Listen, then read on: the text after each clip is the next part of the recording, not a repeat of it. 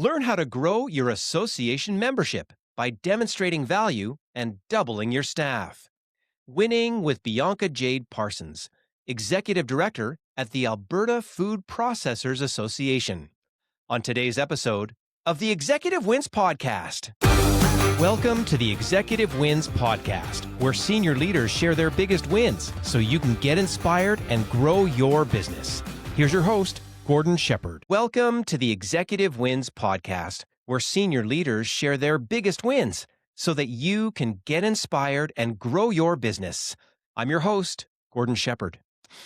And to kick off the show, I want to share a leadership lesson that I learned from Kevin and Jeffrey Lappish, co-owners of Pemco Construction, on episode 57. They explained why they have been so successful as second-generation owners who took over the family business from their father. Here's some of their secret sauce. Their father never pressured them into the business, but he did say that they had to work in every job from the ground up, along with getting the right education and, most of all, being humble. The result? Well, the brothers were able to gain respect and retain long-term customers and employees. And 10 years later, they are growing that business at a rate of more than 20% per year. And that is just one of hundreds of leadership lessons that you'll learn when you listen to past episodes on the Executive Wins Podcast. Another reason to listen? Well, the Executive Wins Podcast won the Best New Podcast Award in the Quill Podcasting Awards in its first year of production. And thanks to you, the Executive Wins Podcast has more than 46,000 views on YouTube and over 23,000 minutes of watch time, along with having over 1,900 downloads on Apple Podcasts, Spotify, and wherever you listen. Featuring mission-driven leaders sharing their biggest wins so that you can get inspired and grow your business. That's what you get on the Executive Wins Podcast. On today's episode, you'll learn how to grow your association membership by demonstrating value and doubling your staff. Winning with Bianca Jade Parsons, Executive Director of the Alberta Food Processors Association. I also want to let you know that today's episode is brought to you by our leadership team workshop called Aligned to Win: How to Build a High-Performance Leadership Team. In this hands-on workshop, leaders learn a proven system to help them consistently make better decisions so they can achieve their goals. It's called The Anatomy of a Win, to help everyone on your team understand the strategy, work plan, people, operations, and results behind every major project that you take on. Imagine what would happen if every leader on your team is fully aligned and working hard to turn your goals into reality. So, if you want to break down silos and build a high-performance leadership team that actually makes your company more profitable, then get in touch with me directly at gord@executivewins.com. That's gord@executivewins.com. And now on to today's show. We are lucky to be joined by Bianca Jade Parsons, Executive Director of the Alberta Food Processors Association, the proud voice of the Alberta food and beverage processing industry. You can learn about their work at AFPA.com. That's AFPA.com. On this episode, you'll learn why Bianca and her team received new funding so they could double their staff and grow their membership base.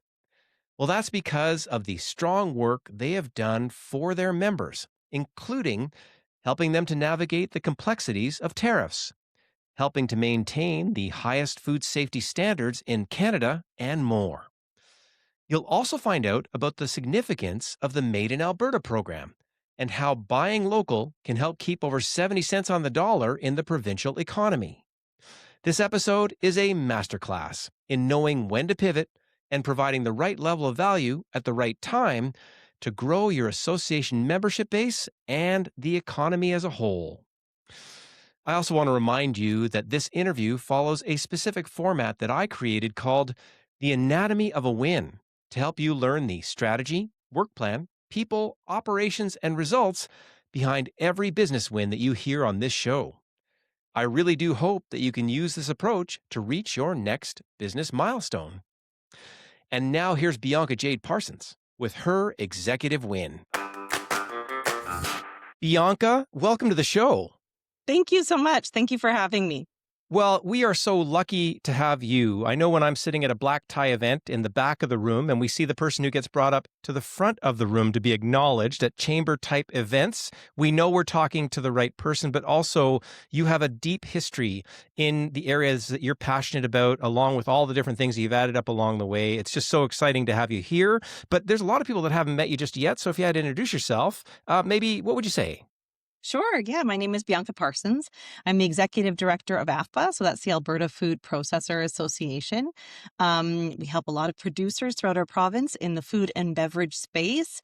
AFPA's been around for over 50 years, so we're a leader in that community. I also have the wonderful opportunity to sit on the board for Food and Beverage Canada, so be able to help part of our national voice.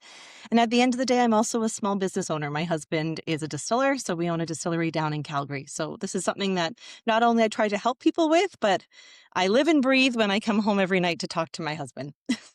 Wow. And what an integrated life that you're leading. And tell me, tell me about this theme running through your life. How'd you come by it honestly early on? And why is it so important to you now? For sure. My grandparents immigrated to Canada on my dad's side, and my mom is an immigrant herself. She was of Puerto Rican descent, was born in New York, and then she came to Canada later on in life. I think if you talk to many people, like most Canadians, were as quite the tapestry, and usually something that weaves it all together is food. You're very inclined to go through any small town in Alberta, and you're most likely going to find a Chinese restaurant or a Greek restaurant, or both. And that's because of our immigrants. And we've seen that intertwine into our food processing as well, that our new Canadians, it really becomes their faith. And that's how it was in my family. A great way for my parents to share our culture was sharing with family and friends our incredible food. And, whether it's my mom's incredible rice that she's extremely well known for making, using pigeon peas to make incredible Puerto Rican rice, or my parents even owned a Greek restaurant at one point. That's how we shared our faith and our culture and our community.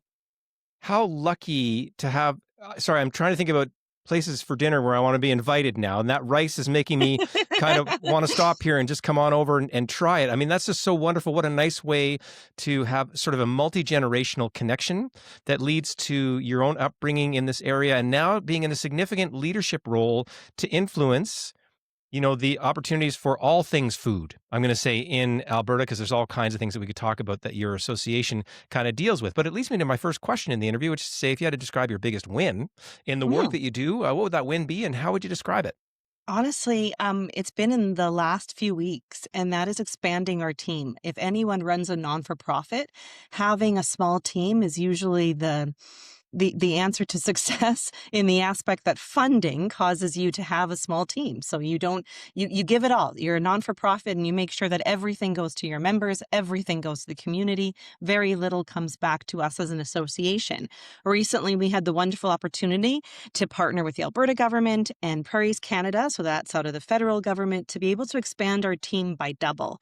So we have 4 new staff members. 2 of them just started. 2 of them are starting in just days. And being able to say, now we have a team of 8 to really make a difference for Alberta gets me super jazzed. And if I can expand a little bit, we're calling them navigators. So there used to be almost like this 1-800 number, old school feel to this industry that you could call the Alberta government and you could say, I'm struggling, I'm starting a business, or I have a business and I'm struggling with X, Y, and Z.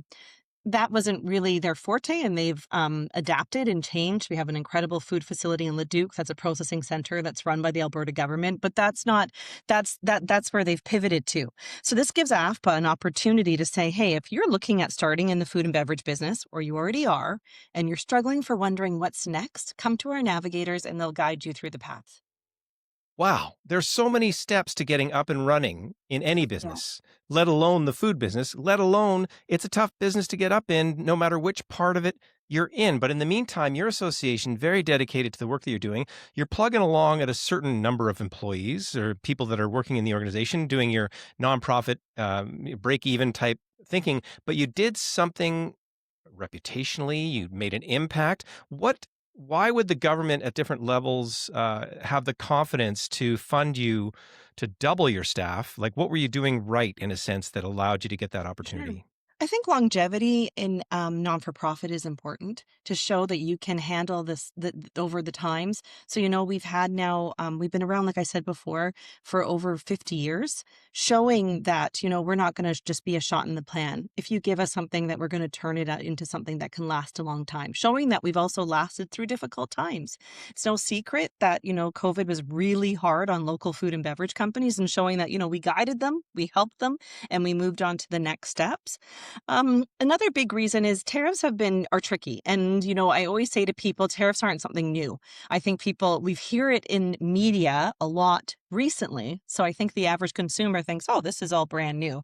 We've been going through tariffs, whether it be China or the United States, for many, many years, and there are ebbs and flows. But showing consistency is, I think, what gave the government an opportunity to believe in us, because we've shown, even when it came to tariffs, that we were giving our members the correct information in a timely manner, holding their hands. You mentioned the chamber before. The reason I got that was because we were able to help a lot of local businesses save millions of dollars in breaking down their tariffs. We're helping them receive their reciprocal tariffs from Canada back if they were inappropriately charged or during the process they got hit in the wrong way, and also really making sure that they navigate their the future, so that they can understand, where can we save money, where is going to be a struggle when it comes to tariffs, and how do we 100% make sure this doesn't hurt our workforce, so company doesn't have to cut down on who they employ, and that hurts Albertans the most. Wow. The ability to help, I'm going to say, any small business owner, I'm sure restaurant, producer, supplier, grower, whatever those things are, by bringing in this sophisticated information that allows them to navigate that more rapidly, so they don't have to ramp up and sort of do it themselves. That's invaluable in terms of what you're describing for just, I'm sure, one of the things that your organization is able to do to help people along the way. That's great. So we know the win is that you doubled your staff. That's pretty cool. Mhm, And you did mhm. it by being around for a long time, getting through difficult times, and doing really important work that generates millions in savings, all kinds of awareness and that kind of stuff. Plus, if we got into the policy advocacy that you're doing, I'm sure along the way, and all those things, we would get into all the different things that you're doing to be a real player in this industry, again, to benefit Albertans here at the end. Whenever we hear about the win, I always like to jump into what I call the anatomy of the win. So, what is the strategy, work plan, people, operations, and results behind the win? If the win was to double the workforce behind it, what's the vision, mission, values, goals strategically that your organization had? Any of the highlights from those areas that made this win occur? Yeah, I think, when you have a non for profit, having an incredible communication with your board is number one. I'm extremely blessed at AFPA. I think when you look at sometimes the anatomy of an organization, you hear that 50 years and you wonder, okay, how long has this been around? How long has she been around? I've only been around for 3 years. So I'm extremely blessed that our general manager has been with us for many years. I don't want to give away her age, she'd murder me, but she's been around for a long time. And if you can walk into an organization as an executive director and have incredible communication with your general manager, it's smooth sailing.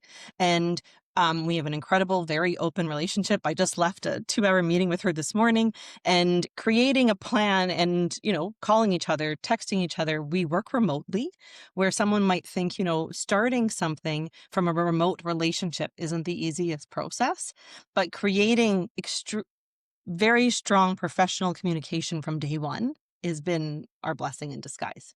So I know how she likes to operate. I know what she needs to be successful.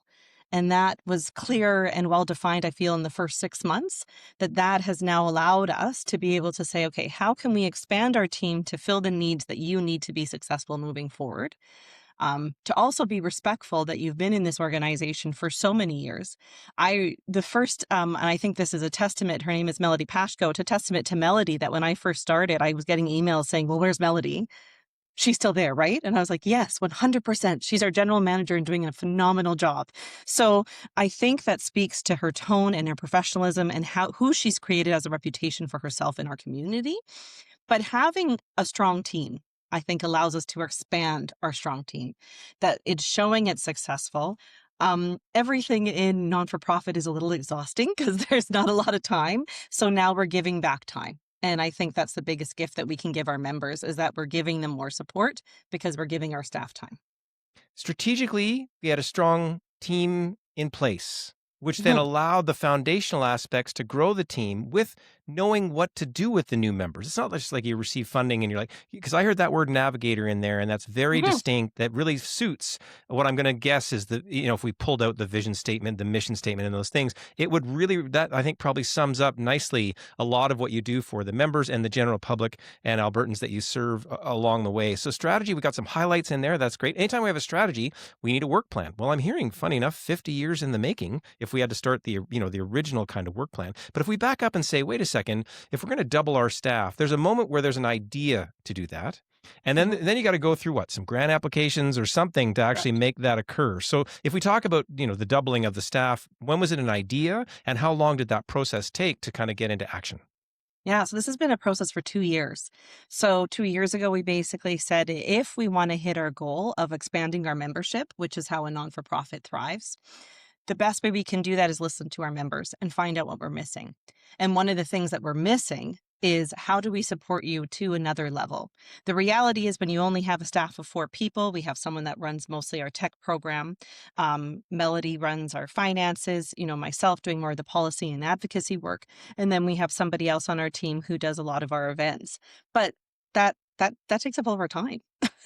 So then you're trying to say, if someone calls and they're desperately in need to expand their business or they have issues, if they don't fit in one of those buckets, how do we basically support them? So this has been a long process, and it was finding out from our members what we were missing by polling them, speaking to them.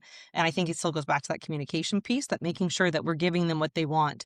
You spoke about the finances for small business. Paying a non-for-profit, being part of a membership, sometimes is something that they look at as, maybe this is something I can check off my box and not pay next year if we're financially not doing well, unless we show them value. And the best way that we can show them value is answering what they're saying their massive needs are. Another part, when we speak about the 50 years, is as an organization, we've pivoted in our vision. It started off with food safety. Alberta, actually, for a fun fact for you, has the best food safety in all of Canada, the least amount of food safety recalls. So the food that comes out of here is, in my opinion, the safest and the best in the nation. So if we are going to continue to offer food safety as something that was an original pillar, but we also heard from our industry that you need to pivot. It's not just food safety. That pivoted over the years and became workplace health and safety.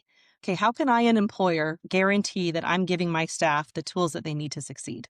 Not just in the food safety space, but everything else that comes along with it, and make sure I'm compliant.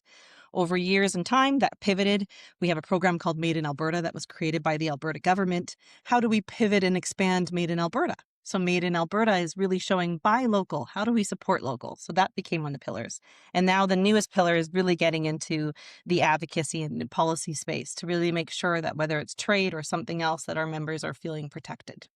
How lucky to get a good overview. Thank you for pulling that summary together and articulating that. And so there's a couple things I need to pull threads on there. One is just the buy made in Alberta. When we Mhm. buy in Alberta, what is the, just give me the quick, I did this in the pre-interview with you, but what's the quick Yeah, benefit when we buy in Alberta? Go ahead. for sure. So if you go out to the store and you buy a loaf of bread, let's say from Texas, and the next loaf of bread right next to it is from Edmonton, that loaf of bread here in Alberta, over 70 cents, we know will stay locally. And what I mean by that is 70 cents on every dollar.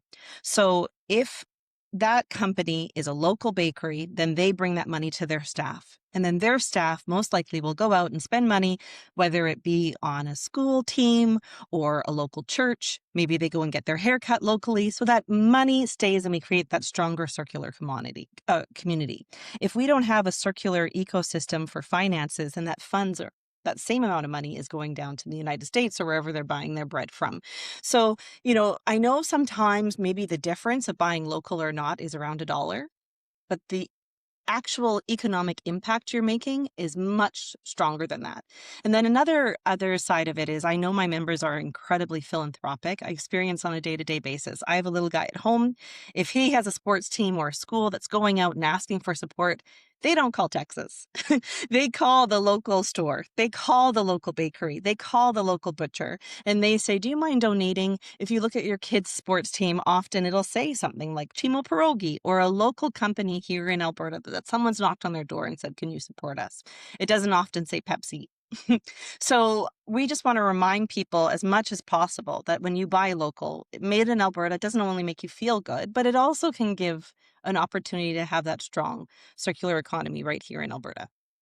Thank you so much again for bringing that up. I think it's such a great point. And what's neat is in the four pillars that you've described, along with pivoting maybe to a fifth as you deal with AI, do you know what I mean? And the next issue comes For sure. forward. Your organization is agile. You are meeting the current needs of what folks need, and in an ever growing complexity that we're in geopolitically and all of the trade issues that are going on. How lucky that you are at this time doubling your workforce to have a major, I'm going to say, economic impact. And when you get it right, safety for workers, all kinds of things. And then you can hear a growth in there in the future.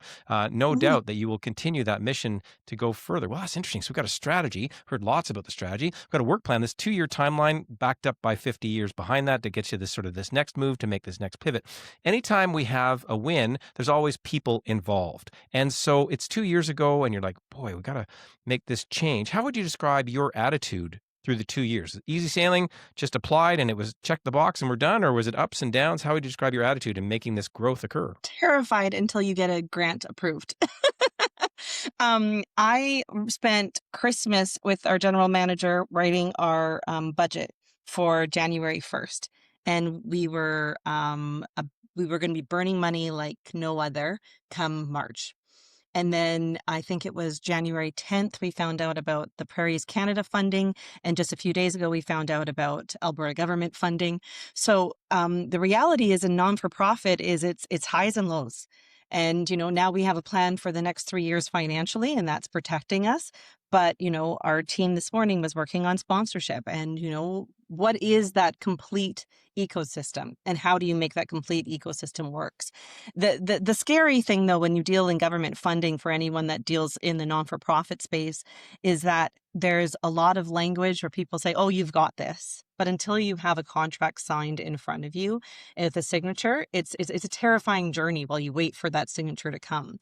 Also, when you're awarded grant funding, you'll hear something like, oh, yeah, your project starts April 1, let's say, and you're going to get your funding April 1, but your funding could come for another 6 months. So how, as a non-for-profit, do you fund this without causing massive havoc to an industry that's already overburdened by saying, hey, we don't want to be broke. We don't want to turn the lights off, but how can we keep this functioning? We've done some things in our ecosystem over the years. We no longer have a brick and mortar. Everyone works remotely. We go to our members in person. These are some challenges that we've discovered that end up giving us a better financial bottom line.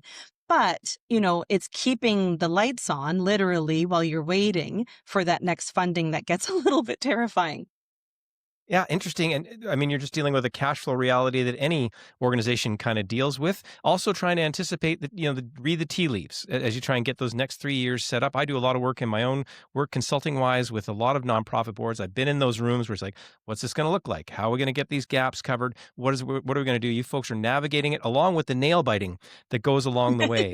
There's other people involved in this win as well. You talked a lot about your general manager. Congratulations. How nice to have someone who really upholds the organization throughout that time and the continuity and what they're doing. And I don't mean to get into the whole whiteboard of stakeholders. Any other people that we need to mention? I mean, Prairies Can is mentioned there, of course, the Alberta government supporting as well. Any other people that we need to highlight in getting a win to occur when we double the staff? Yeah. So last year, our board has been very respectfully run for many years by a gentleman named Eric Hack, and he passed on the chair seat to another gentleman. And, Andrew's now come on as our board chair. He's part of Sunrise Bakery, an incredible co-packing facility. If you're listeners don't know what co-packing is, it allows for a major company or a small company to use the capacity of a local business to make their product. So it allows for you to come in, they give you the recipe, they do some work for Dairy Queen, they do work for other companies. So this allows them to make that product locally. And it helps our ecosystem. We have a co-packing portal called AB Food Connect. So if you do have any companies that are listening, if you have the capacity to take on another product, maybe you only use your machines from 6 a.m. to 6 p.m. and you're thinking, you know what, no one's running this from 6 p.m. to 6 a.m. They can go on there, see what machinery is available, and maybe make a contract with a local company. So maybe you have a recipe and you want to see it in a big retailer. This is a way we can get it there faster without you dedicating your time to equipment. If it's not my board chairs, I would say uh, Food and Beverage Canada has been an incredible relationship for us. Joining their board, having a voice. They don't have a representation from Saskatchewan, so it's myself and a gentleman named Michael from Manitoba that represent the prairies. And giving Alberta an opportunity to have a voice in Ottawa, I think, is extremely important. Christina Farrell is their CEO, and this gives us a chance to basically say, you know what, for so long, it's a long age story that, Alberta kind of feels like, I joke that I feel like the little kid in the corner saying, pay attention to me, pay attention to me. But we've also seen such massive growth out of Alberta in food and beverage. We were about a $12 billion industry 10 years ago. Now, depending on what you consider food and beverage, which the devil's in the details, but for definition, do you consider a grower, a food processor, or food producer? But if you consider everybody in the ecosystem, we're a $28 billion industry for our GGP. We are growing fast, and we are making massive contributions here in Alberta and across Canada. So having that voice, strengthening our voice, really matters to me. So you're building, again, we build on the reputation. We get the nod to double the staff. Well, why? Well, it's because we're actually, building reputation with so many key players. And again, we could go on and on about all the other people that are contributing to this as well in a $28 billion industry that you folks are a major contributor towards. Well, that's really interesting. So we got the strategy, the work plan, there's people involved. Operationally, if we are going to operationalize doubling the staff, we've got to get some stuff kind of ready. Any operational highlights to, I'm going to say, onboarding or setting things up, policies, like anything that you need to do to sort of make sure that occurs well? The tricky part in navigators is that I would say actually the hiring was an interesting process, because you need to find people that are going to be the champions that have the right knowledge. We know that knowledge is constantly changing in our space, from food safety to workplace health and safety, like I mentioned before. The Workplace Health and Safety Act even changed in Alberta over the last few years. So making sure that the information that we're passing on is 100% correct, so we don't misguide anyone. That is one of the main challenges, and one of the main reasons why we wanted to expand was because we know the internet is a beautiful place, but we also know it can be a scary place. So we were seeing some of our members go online and say, oh, don't worry, I got that course online for $5. And I'm like, what? What did you buy? So, HACCP, for example, allows you to have the right food safety to go to someone like Sobeys and sell your product in another province. If you're receiving a HACCP plan, which is basically a safety plan for your company online from someone that's never stepped into your facility and is giving you wrong advice and doesn't know how we operate in Canada or Alberta, you've been scammed, unfortunately. So it's making sure that our people were the correct people, that they were going to be passing on the proper information and truly navigating and guiding people to success. So I would say that was one of the key ones for me, was making sure. I have a board member that says aces in their places, and I love that saying. I have people on my staff that when they were hired, they weren't doing the job they're doing now, but we found their ace and now they're in their place. So we've moved them to the perfect spots, and now bringing on these new aces to be in those places is what has me excited. Aces in their places, along with the right tools, along with fundamentally, I'm reaching back to your values. Do you know what I mean? Get that thing of getting it right, being the true north in your industry at a time when the internet can bump the truth around a little bit, but being that true north. And again, you can see why you're leveling up and really providing value. Member-based organizations are faced with these same dilemmas. So I'm glad to hear about pivot, provide value, listen, get it right. But we can already hear massive benefits to membership along the way here. So strategy, work plan, people, operations. Finally, there's results, quantitative and qualitative. Quantitative results are for new people coming in, in these roles that you're talking about. You've received some funding for those things. Any other sort of quantitative highlights that you'd like to For point out sure. in terms of that are important for this win? Yeah, so our membership started off when I started, usually bounces around 300, 350 members. 100 of those are usually what we call associate members. So they're not actually producing or processing food or beverage, but they maybe are a box company. That's a local box company that says, I have a product that I think will really benefit your members. I want to be part of your ecosystem. When we started Made in Alberta, we've probably had about we were just trying to figure out what's the crossover. There's so many, as I said before, non-for-profits in this space that I didn't want to make it more complicated. Let's say if you are a local beer company and then all of a sudden you start distilling, are you part of the local craft brewer association? Okay, now you're part of the local craft distillers association. Maybe now you have a tourism operation, you join the tourism society.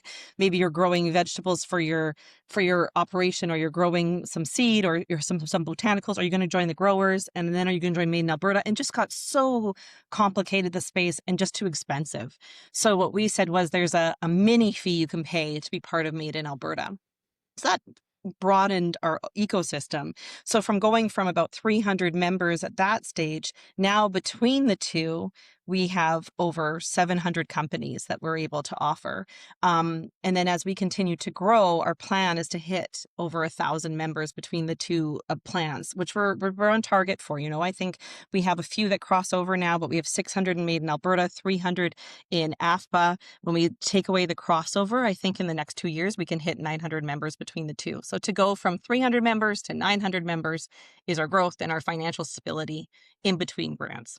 So Well, that's where that's we see wonderful, it. and meeting people where they're at. Do you know what I mean? This Mhm. thing of full Yeah. memberships, and I can tell you, having dealt with a lot of different associations as well, that thing of we're just going to bang it out the way we've been banging it out for the last 30, 40, 50 years. People don't want that anymore, and especially newer people coming into your ecosystems. So to be adaptable makes a ton of sense in terms of what you're doing, and it allows you to, again, to focus on what you're good at in your space and provide real, benefits for the members that you're bringing on board. Well, that's just great to hear on the quantitative side. Qualitatively, how does it feel to get this win? Amazing. I am, and I guess one piece that I haven't brought up thus far is I come from a very supportive family. I come from, on my husband's side and my side, entrepreneurs, people that truly believe in creating space and creating work for others. And, they didn't always have the best ride or the best journey to get there, whether it was coming in as an immigrant and trying to figure out your own journey, or your parents coming in as immigrants. My in-laws are entrepreneurs. My mother-in-law is in the health business. She owns a nursing home. My father-in-law was in the construction business. And they basically have created space for others to work, but also followed their own passions and journey. I'm married to an entrepreneur, and I saw a meme the other day, and it said, you're married to an entrepreneur when they look like they're in a toxic relationship sometimes because they're on their phone like this on a weekend or in the middle of nowhere. And, though that I see that in my husband, I also know that we're passing on to our child, being able to watch their father create business to grow in a sector that he sees a lot of promise for. Whiskey in Alberta, it's kind of a new industry in some aspects. There's been a few companies that have been along for a while, but we're seeing that growth. We're seeing the Alberta Whiskey Act being passed this year. So just like champagne, we're going to be able to have like a product that is just from Alberta. When we say Alberta whiskey, it can only come from Alberta, and what that will mean for our community. So I think for me, the wins feel great personally. It feels great when I have a member call me and say, you know what, I got back some of that money I spent in tariffs, and now I don't have to let anyone go. That feels phenomenal. And that makes me all feel fuzzy. But it also, on a personal level, seeing growth and seeing expansion when I've been so inspired by those who do it around me, it feels good.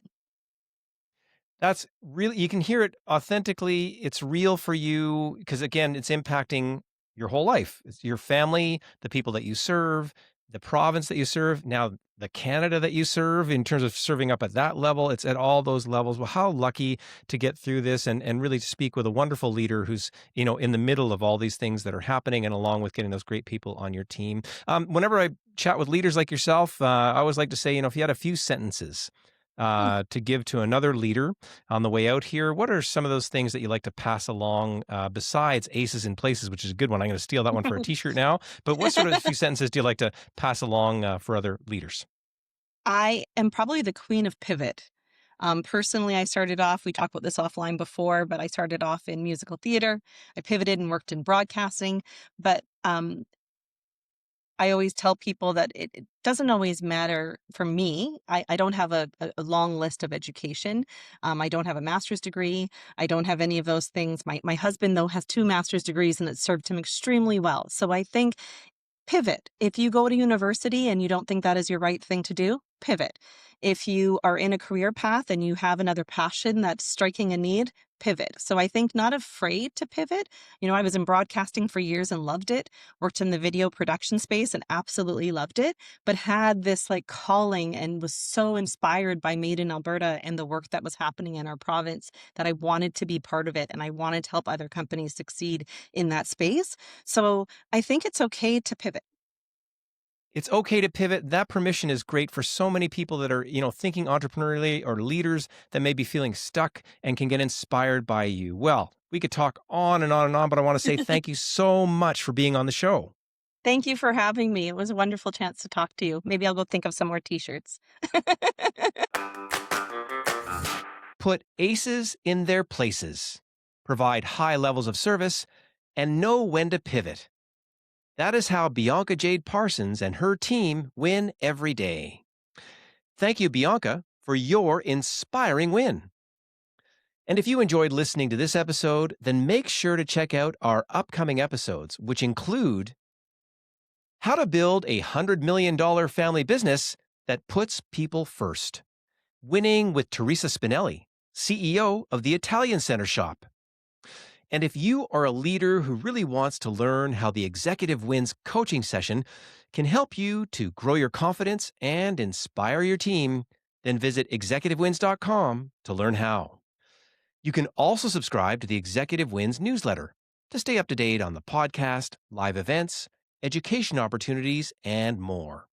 Visit executivewins.com/newsletter to sign up. And if you enjoyed today's episode, be sure to rate, review, and subscribe, and share it with a fellow leader. And don't forget to check out our resources and links in the show notes. And keep listening to the Executive Wins podcast for more inspiring wins that will help you to grow yourself, your team, and your entire business. Thanks for listening to the Executive Wins podcast. Make sure to rate, review, and subscribe as we bring you more inspiring wins from outstanding leaders so you can grow your business.